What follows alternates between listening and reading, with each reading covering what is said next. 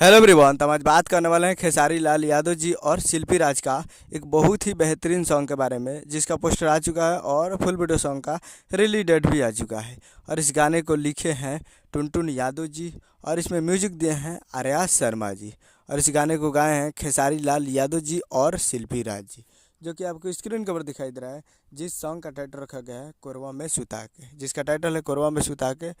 और वीडियो में है खेसारी लाल यादव जी और नीतू यादव जी, फिट में है नीतू यादव जी।